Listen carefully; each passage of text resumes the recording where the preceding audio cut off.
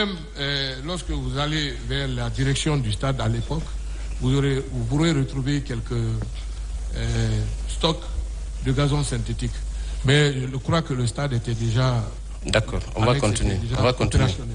Et dans votre narration, vous avez fait état des fonctionnaires qui habitent au stade. Est-ce que vous le maintenez?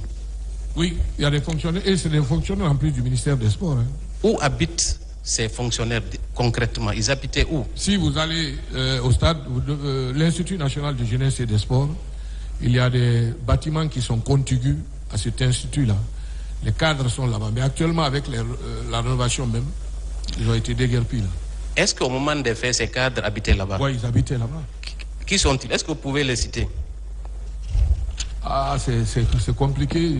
Le seul que je peux citer ici, que je retiens, c'est le doyen Baldé. Il est décédé, c'était l'ancien directeur national des sports, Mouktar Baldé. Il est décédé malheureusement. Vous ne vous souvenez pas d'un autre cadre? Non, il y avait d'autres personnes, je ne me souviens pas. Est-ce qu'au niveau des archives de votre département, on peut retrouver les traces? C'est possible, certainement. Voilà, Monsieur le Président, je pense que c'est un élément important qu'on mène une enquête au niveau du ministère de la Jeunesse pour retrouver les cadres qui habitaient à l'enceinte du stade. Certainement, ces personnes pourront nous en édifier davantage. Merci, Monsieur le Président, pour votre patience. Alors, je vais venir aux contradictions entre vos déclarations et celles du directeur du stade. Concrètement, entre vous et le directeur du stade, qui était le mieux placé pour raconter ce qui s'est passé au stade?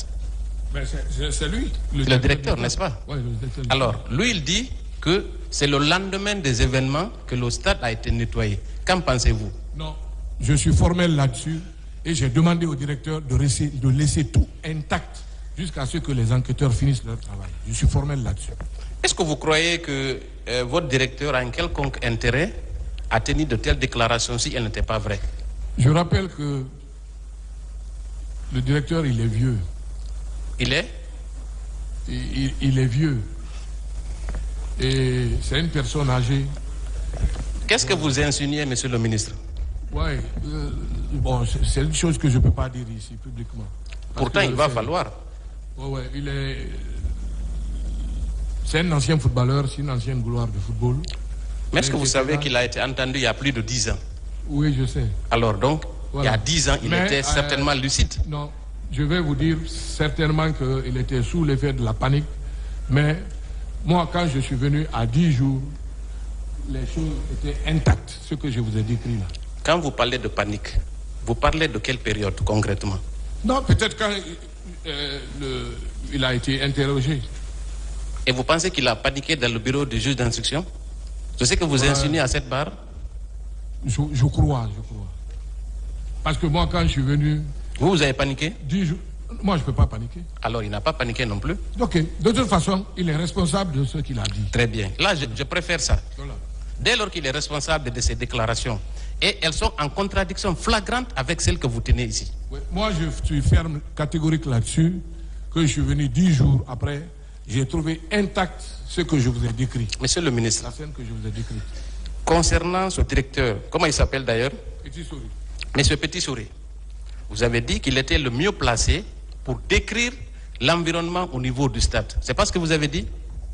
Tout à fait, parce qu'il en est le directeur. Il en était le directeur. Très bien. Vous étiez loin, vous étiez le chef de département. Donc, sur cette question spécifique, il est le plus à même de nous donner plus d'informations que vous, oui ou non? Mais je préfère que vous faites-le venir, il va vous le dire. Justement, j'en viens. Moi, je donne ce que j'ai vu. Le président m'a dit ce que tu as vu, ce que tu as entendu et ce que tu as fait. C'est ce que je suis en train de faire. Monsieur le ministre, vous étiez son supérieur hiérarchique. Quel intérêt avait-il à déclarer au juge d'instruction que c'est vous qui l'avez instruit à faire nettoyer le stade? Non, c'est pas ce qui a été dit. Ah, qu'est-ce qu'il a dit? C'est pas été écrit. Il n'a jamais dit que je l'ai instruit de nettoyer le stade. Vous l'avez instruit d'aller au stade vérifier, oui ou non? C'est pas ce qu'il a dit? J'ai dit de laisser le stade intact. De laisser le stade intact. Il n'a jamais été question que moi j'instruise le directeur de nettoyer le stade. C'est pas vrai. Non, moi je ne parle pas de votre déclaration. Il ne l'a pas dit aussi dans sa déposition. Je ne l'ai pas, mais je suis sûr qu'il ne l'a pas dit. Monsieur le ministre, moi je ne parle pas de votre propre déclaration. Je parle de celle du directeur du stade. Oui, mais est-ce qu'il a dit que c'est moi qui l'ai dit de nettoyer le stade à 2 jours? Mais moi, quand je suis venu 10 jours après, j'ai retrouvé le stade intact. Monsieur le ministre, ce qui est évident, étant directeur du stade,